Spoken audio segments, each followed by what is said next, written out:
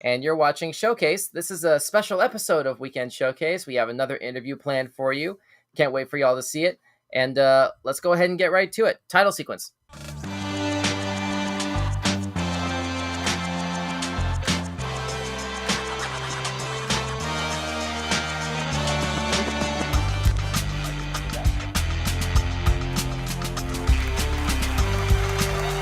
All right. So we're basically ready to roll here with another interview. Today we have a special guest in the form of Miss Heather Walker. Heather, are you there? I am. Hi, everybody. Thanks for Hey, having me on the show. good to see you. Thanks for coming on. Why don't you go ahead and tell us really quickly what you do and what you're here to plug? Sure. So I am the author of Demon Heart. It's a high fantasy novel with a spin-off series, The Swoon Chronicles, that just released recently a few weeks ago. And it's essentially about a war of the gods, and all of the mythical creatures are choosing which side they want to fight for. So very exciting. Been to a couple Comic-Cons with it. Had a great time meeting people along the way and just trying to get the word out there about these books so that the sequels can, gain some more readers. It sounds like a really profound high fantasy sort of mythology thing. What are your inspirations, or what can I guess people sort of think of this as more closely in line with? Right. So some of my readers have actually reached out to me and told me that it kind of reminds them of almost like a Lord of the Rings meets Twilight kind of mixed in with a couple other, like Aragon kind of things. It's kind of unique in its own right. I've been working on it since I was in middle school. So it's been many, many years in the making. We're I'm 27, so you can do the math there. But it's been many, many years in the making. So it's kind of evolved as I've grown as a person, and I've put bits and pieces of my life into the book in different ways. So it's kind of its own unique thing. And I'd say the inspiration is almost not really other authors and books per se, but just some of my own personal life experiences that I've had to overcome that I've really driven the storyline with. I can imagine it must have been a lot to result in a book series like this, given the descriptions that you have here. AJ, I know you must have a question or two. Uh, so when you go to these Comic-Cons, a lot of the people that come over to check out your book, do they seem like they're more like into the fantasy genre, or are they people that seem like they usually are into other genre of books, but want to still check it out? Sure. That's a really good question. I kind of get a mixture of both. I sold out of my hard copies last Comic-Con. I went to the Tidewater Comic-Con, which was a lot of fun. That's actually where I met you guys, which was fantastic to get to see you guys and chat and get this opportunity all set up. But yeah, a lot of people just show up and they're interested by the cover art and interested by how my table is set up. I've got some angel wings there, a couple other really cool pieces that are attention grabbers. And a lot of people are in it for the love story, because of course there's always an underlying love story in most books. This one's a pretty strong love story. And then others are in it for the action fantasy series. And some are just generally interested because indie authors, like the, smaller authors, independently published authors tend to be a bit more, difficult to find sometimes. So a lot of people, myself included, when I go to Comic-Cons, or when they go to Comic-Cons, they're seeking out these different stories that maybe aren't as pushed in mainstream book sales at this time. I mean, I'm at Barnes & Noble and Books A Million and Amazon, so I'm quite lucky, but a lot of other books are difficult to find, and it might be the only time that you see that book is at that Comic-Con. So a lot of people are just interested in snagging up books when they come to these things so that they can help support individual authors and at the same time maybe read a story that they could never find otherwise.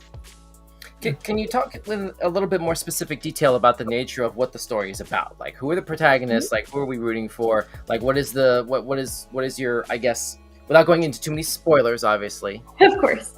We gotta get a good. I'm looking for a more precise sense of what this world is about. Absolutely. So it's kind of a bit of a mystery to some degree. This girl, Mia, wakes up in a underwater cave and she has no memories of her past whatsoever. And eventually she runs into this witch who called a sister, who is claiming to be one of the high demons. She doesn't know what all this entails or what all's going on. But over time, she realizes that it's her destiny to find one of the most powerful demons called a Lun. And demons in this sense, just for clarity, aren't all bad. It's just the name that the gods have given to the mythical creatures that were created on Earth. So anyway, Mia is trying to seek out this Lun, and she's trying to figure out why she needs to find her. And eventually it comes to be that this Lun is holding the Gola, which is the only blade that can kill the evil god threatening all of humanity, all of the demons, threatening to take over the universe essentially from the mother goddess of foam. I'm sorry, you said Gola? You said the Gola. Yep, the Gola. So that is an interesting way of spelling MacGuffin. Right. So is that what that is? The sword? I'm sorry. Is that what that is? This sword functioning as here? Oh yes. So this is essentially a one-of-a-kind sword, and essentially it's created by Foam, the mother goddess, and it's meant to be able to kill this evil god Unyata before he strikes and essentially just obliterates everything and recreates everything as he wants it to be. So this mother goddess is trying to protect all of humanity, protect all of the demons, and the demons actually were created by Unyata. But she's still trying to protect them, trying to make sure that there's peace. And meanwhile, Unyata just wants to kind of take over everything. So as a result, basically Mia is trying to find this Lun, who is the only one capable of wielding the Gola and fighting Unyata, and making sure that the world is safe. And as it goes through, some secrets are revealed, and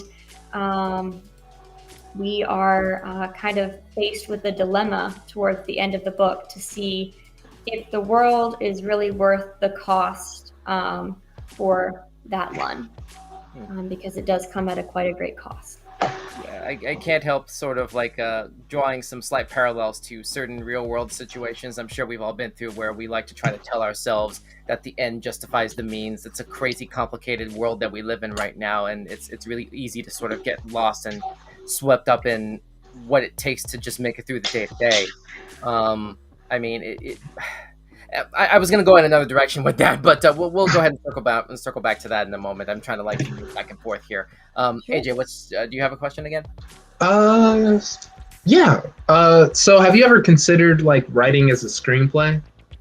I have. I haven't quite gotten there yet, but I do feel very strongly about this story and this series, and I'd really like to one day put it into, a play, or specifically, hopefully, a TV series that I think people might be able to enjoy in addition to the books. Obviously, it's potentially a long way off, but I do hope that one day I get there. Okay.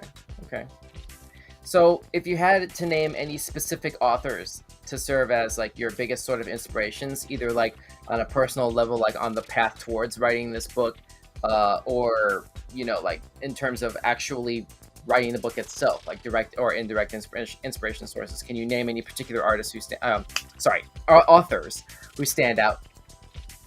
Tolkien for sure. Absolutely my favorite author of all time.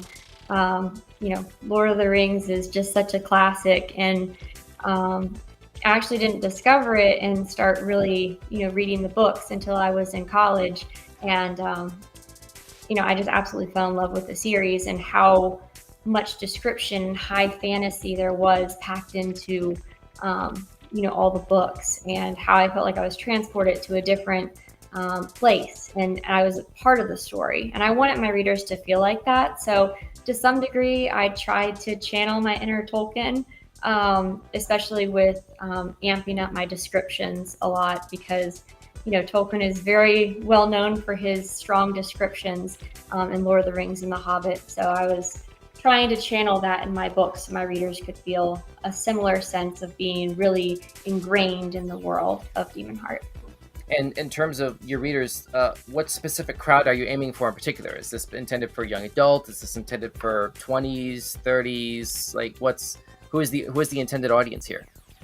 Right. So when I was writing my book, I was really careful to make it manageable for young adults in middle and high school, but also something that would interest adults as well.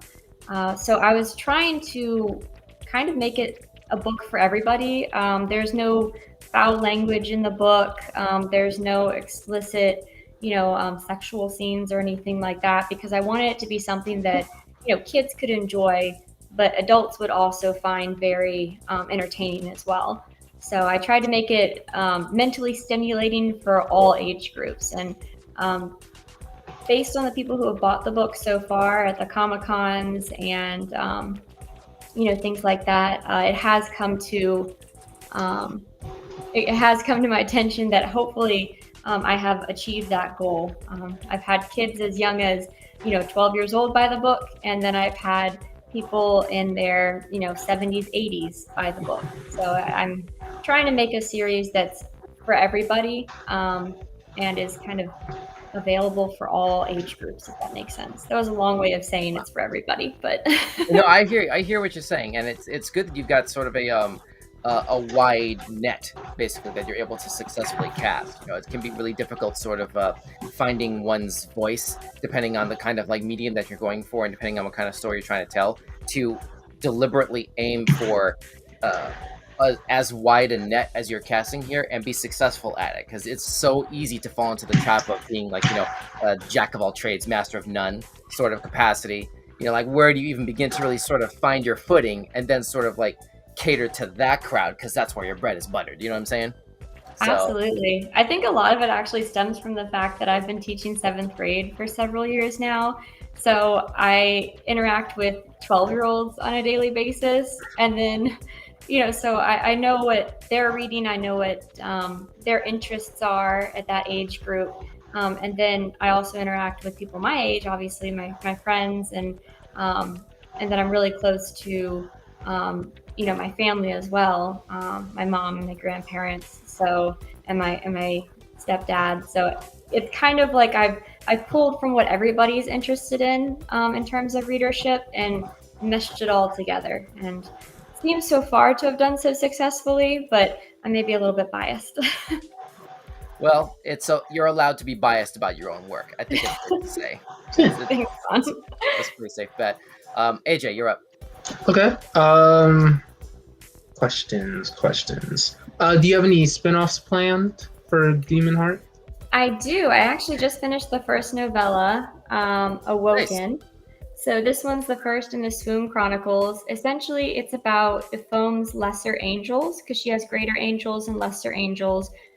They're just her version of demons. They're what she's created, since she's the good god, or the good goddess rather, and Unyata is considered to be the evil one in that scenario. So it's about her lesser angels, and she's one of her lesser angels is the protagonist in this, and it's following her journey after the great battle between Ifome and Unyata, and how she's dealing with the aftermath of that.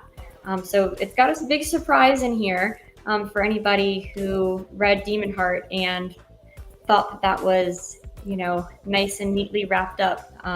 There is a surprise, a little Easter egg in here, so hopefully everybody enjoys that. and the spin-off book is Awoken. I want to make sure that that's said for the audio podcast audience because they're not going to be able to see that cover. Correct. That is Awoken. It's the Swoon Chronicles, Book 1, Awoken. And it is a novella. So it is shorter than Demon Heart. One of the things that my readers kind of have been messaging me about a lot is they want a little bit quicker reads. So the goal is to have several books that are about this size, novellas, ranging in the 160, 170 page, and putting them all into one large volume so that people can have it broken up, because people read on their lunch break and things like that. And I want to make sure that I'm catering to what my readers want. There you go. That's one way to be in touch with your consumer base right there. Absolutely. Like I'm envisioning like later down the line, I'm imagining like this elaborate like hardcover tome, like almost like just keeps going. The essential Demon Heart. You know what I'm saying? Like, and it's all just in one shot for like, I don't know, $300 on Amazon. I don't know, whatever. Wouldn't that be great though? I wouldn't make it that much. I want it to be affordable and accessible to everybody. Fine, I guess if you want to have people read your it would be nice to have some of the royalties from that, but I couldn't do that to my readers. Fair enough. Okay, all right. So what are... Okay. Going back to something that we touched on a hot second ago, basically about the adaptations sort of situation. I'm trying to recall, you said you are open to the adaptations, correct? Absolutely. I would love to have some adaptations. I want to make it as, accessible to whoever's interested in TV shows, audiobooks as possible. That's the goal, is to make it so that anybody and everybody can enjoy it, regardless of their preferred medium of entertainment consumption. Right. Fair enough. So given that your title character, or not title character, excuse me, your main character, Mia, right? Yes. Okay. Who's your fantasy casting? You have to have some fantasy casting for this. Well, to be honest with you, I've never actually said this before, but Mia is supposed to represent me. So it would look, somebody that looks similar to me. I'm not sure who that would be in the, I guess, actor world at this time, but AJ, you were like taken aback by that one. What was that? What? Well, no, I mean, it's the first time I've ever said that. So I think you blew AJ's mind, Heather. What was that? No. I was just gonna say I thought I'd be perfect for the role. Absolutely, AJ. I support it fully.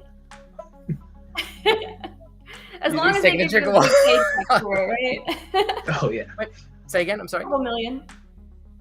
Oh. A cool $1 million? Oh yeah, that'd be fine. I think that would work, right? They pay big money for actors, so. Of course.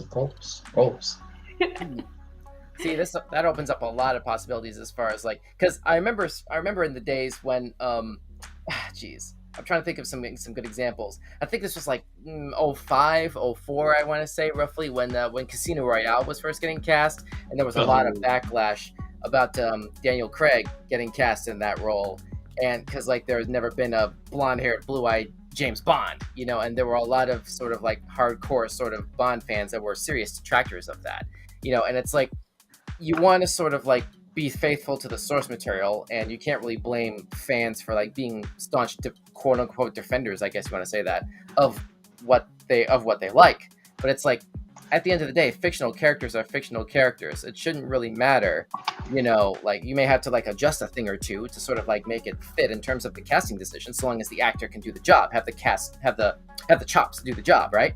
But at the same time, people didn't really respond well to projects like Velma. I don't know if you've seen that on HBO now. AJ knows exactly where I'm going with this. Yeah, basically there was a reimagining of Scooby-Doo that was done, that a lot of arguably sort of optional, I'm just going to call it optional, casting and character design decisions were made that were not received well by the community. It was not great is all I'm going to basically say about it was terrible. Well, But ideally, I would want to play Mia. I mean, I do have acting experience, so if they were like, "Hey, we don't want you to be the main character," like, okay, that I get it. Like, not gonna hurt my feelings, only a little bit. Um, but I mean, like, yeah, I've been on some stuff. I was the lead in a short film, a girl named Sue. I was on House of Cards.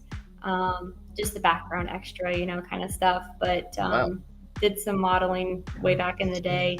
So I would love to get into it, back into acting some more. But if they were going to make it a high value production and give me royalties for that and say, hey, you can't be in it, I'll be like, okay, that's fine. I just want people to enjoy the story. I don't really, any other details about it aren't super important to me, but that'd be really cool to be involved in a project. Even make a cameo. I'd be okay with that. Well, at the end of the day, as long as they're able to give proper like EP credit, I would say, if that were to happen. As long as people get to enjoy the story and, I don't really care about casting or anything. It'd be really cool if I could get cast even for a small role or something. I know that some authors are known for that, for getting a small cameo in their films. So if they want to make me Mia, though, and pay me the big actor salaries, I'm cool with that too. Like Adrian and I were saying, a cool $1 million, that's fine. I'm good with it. Yeah. Either that or like a Stan Lee kind of like walkthrough. You know what I'm saying? Yeah. Like, a little walkthrough. I just be like, hey, what's up? There you go. Just point yourself out when you're doing the director commentary or the producer commentary, or it's gonna have to be the writer commentary, I guess, obviously, if that's even still a thing. Do commentaries even still happen? Everything's kind of streaming happy nowadays. So yeah, I don't know. Sure. It'd be cool though. Hey, if HBO or Showtime or what is it now, Max or Showtime or whatever. I think this week they're calling themselves Max. Okay. Yeah. Max or Showtime or Netflix, hit me up. There you go. I'm available through my website. I'd like to transition over to another big topic here, which is basically the whole idea of you said you're a school teacher earlier. I am. And you teach mostly 12th grade. What was it, 12-year-olds you said? I do, but I'm switching to high school this coming fall. I'm very excited. Okay. Do you have any stories and stuff that's a little bit more young skewing than necessarily Demon Heart might be intended to? Like deliberately. Absolutely. So for elementary level students and like pre-K, kindergarten, I do have Nugget Goes Hiking. It's about my dog Nugget, who is a corgi. He's absolutely fantastic. He's actually asleep on my feet right now, below the table, so living his absolute best life. Not spoiled. You mean you're literally gonna let the sleeping dog lie in the middle of like the one time that you can like do a camera cameo? I guess I could do it. He'll be mad, but he'll get over it. It's okay. I'll give him an extra treat or something. Let me grab him real quick. Hey Nugget, do you want to be famous? We're doing this. There he is. There he is. As you can tell, he's kind of sleepy.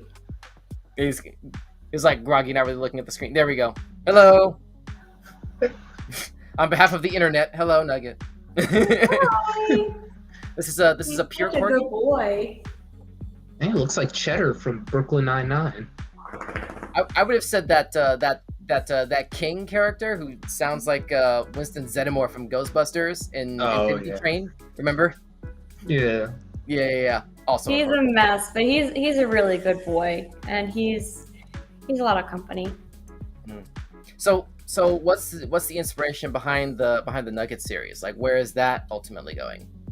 Sure. So basically, the main themes, I can hold it up here, but it's anti-bullying, viewing situations in multiple ways, and standing up for others. I'm hoping to make this into a long-running series.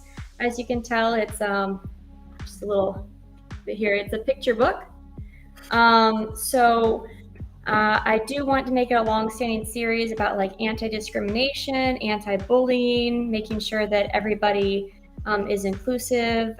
Social-emotional learning is a big component of that too. So just making sure that everybody knows how to deal with big feelings and do so in a positive way, and how everybody knows, or excuse me, teaching everybody how to be more inclusive to others who may look different, have different belief systems, but at the end of the day, we're all people and we should all accept each other as fellow humans.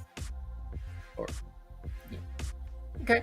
Humans, dogs, living beings on Earth. Yeah. He's basically a toddler, so at least he thinks he's looking at me now. He's mad I woke him up, but well, he should know that he has a treat coming for that little cameo. He does. Yeah. Somehow I think he'll forgive you. I think so. Absolutely. At the very least, after the next hike, he'll forgive you. We know that for sure. Right. He actually doesn't hike. He goes in a backpack, and I carry him in a little canine sports sack. You do a Banjo-Kazooie. You put him in the backpack. And I put him in the backpack, and I carry him because he's got hip dysplasia in one of his hips, so he can only walk for so long. So I put him in his canine sports sack, and we just go around the trail, and he's happy as can be. He can bark at the birds at a higher level, so. Oh, there you go. Oh, yeah. Yeah, he's closer to the treetops, I guess. Yeah. None of that squawking down at my level. How about you squawk at someone your own size or something? Right. He's like, how do you like me now? Exactly. There it is. That's what I was going for, but it was a little bit funnier when you did it a little bit there. Anyway, all right, AJ, you're up. Okay. Who drew the art for the Nugget series? I did actually. So it was my first time really drawing anything, and let me see if I can give a little taste of what it kind of looks like here. So it was my first time. Oh. And there we go. Okay. First time right. drawing everything. So it took me quite a while to accomplish that, but I was really proud of the fact that I was able to teach myself that skill, and I definitely tried really hard to do Nugget justice because I wanted to make sure that it actually looked like him. So many hours went into the artwork. The story was done like that, but the actual artwork obviously took the longest portion of that. So it was a new skill for me to learn, and I was really excited to be able to share that with everybody. Did you just Wacom tablet, or on what did you use to draw it? Did you scan paper or? So the computer I'm on right now, I have a Galaxy, I think it's a Samsung Galaxy Pro. It's touchscreen, and then I can flip it over and make it into a tablet. So I would just sit there and kind of look at Nugget, look back over here, and and draw it with my little stylus. So typically while we were watching Prehistoric Planet, which we were talking about earlier, is his favorite show. So nice. Okay. Yeah. Are there any other animals that you've had in your life that or that you would like to have that might be a good sort of inspiration source for a totally separate sort of series? Or are you really only focusing on Nugget and Demon Heart at this point? I don't know. Have you? Go ahead. Oh no, I didn't interrupt you, Don. At this point, I'm just kind of focusing mainly on Demon Heart and the Nugget series. I'm trying to really flesh out the Nugget series a little bit more now that I have 2 books for Demon Heart.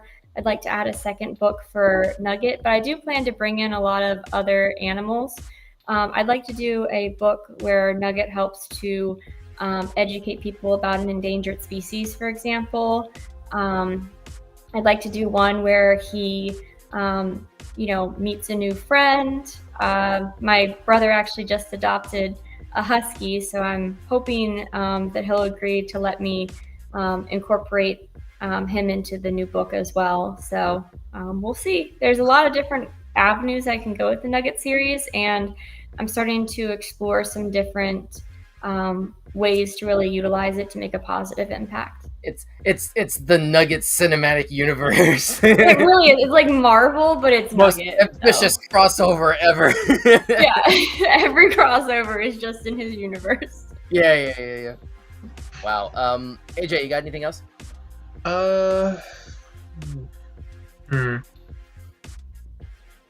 You know what? I'm going to see.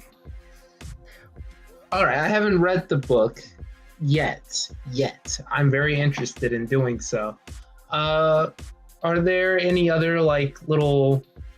Uh, does Nugget have like a friendship circle or something in the series? You know, like how I'm trying to think of the best way to put it. You know, like friends that would probably wind up having their own books or short stories eventually.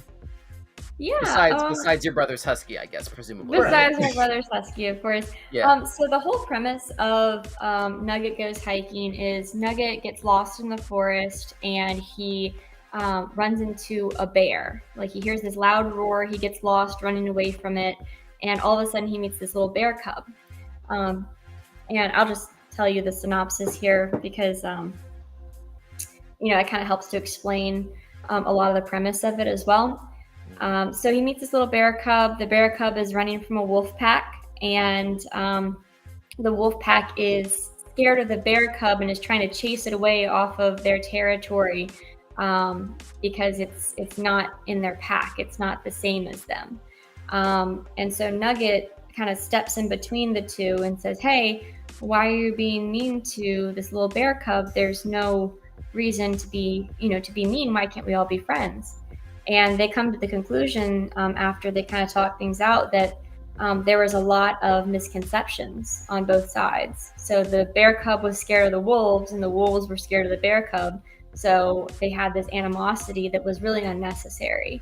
So there's where that anti-discrimination, anti-bullying factor comes in. So accepting others regardless of any differences that we may have. And at the end, the mama bear comes through and is about to fight the wolf pack and say, "Hey, step away from my baby." And then the bear cub jumps in and says, "Hey, mom, we actually have resolved our differences, and we're all good now." And then explains to the mom kind of how they got to that point. And it all ends with Nugget hosts all of them for a little feast at his house after they help him find his way home. So it's a really kind of heartwarming story. And just kind of really plays into the factor of just accepting everybody regardless of where they come from, what they look like, what they believe, anything like that. Now, I'm legitimately intrigued by your choice of answer to that question because that's actually a good segue for what I think should probably be our last question here because we're coming up to like the 35-minute point here. Okay, so you teach kids in an area you already teach 12-year-olds and you say you're transitioning more towards high schoolers, but you're doing this halfway through 2023 in the era of social media, cryptocurrency, crazy politics and world affairs doing what it's doing. Obviously not going to get into that here. And AI deliberately almost and systematically compromising educational integrity at all levels, basically. Like,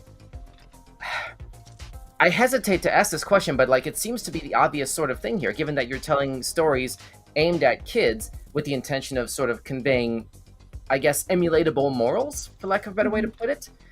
I guess what I'm about to ask is, how much faith do you have that the message will actually sink in with the demographic of kids that you're talking about, given the world that we're in right now? Yeah, that's a really good question, Don, and I appreciate you asking it. That's something I've thought about a lot. Basically, it kind of comes back to corgis and Nugget, and that tends to be something that kids really are drawn towards, is dogs in general, because dogs have a kind of a sense of innocence and a sense of just pure compassion and pure love. And that's kind of what I'm trying to get through to kids through the Nugget series, is that, hey, if we all had that kind of mentality, then these things, these, negativities online and all of these different, negative changes that might be happening in life aren't going to affect us and cause us to kind of derail as much if we have those strong morals and those strong values and we actually care for one another.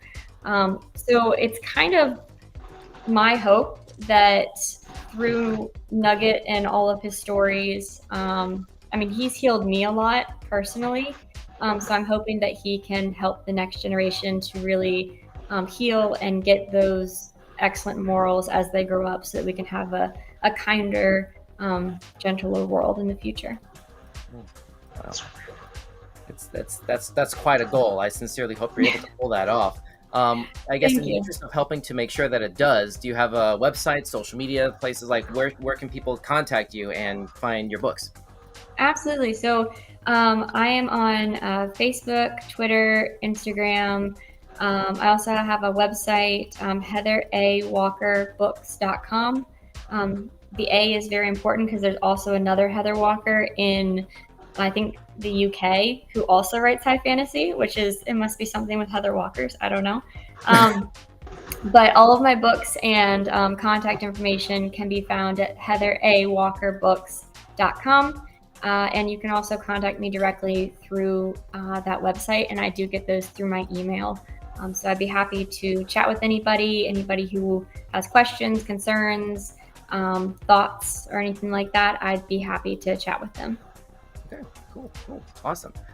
Well, I think that's all the questions that I had at this time. AJ, do you have anything, or else we can go ahead and shut her down? I was gonna say I don't have anything else either. All right, cool. I guess let's go ahead and shut the interview down.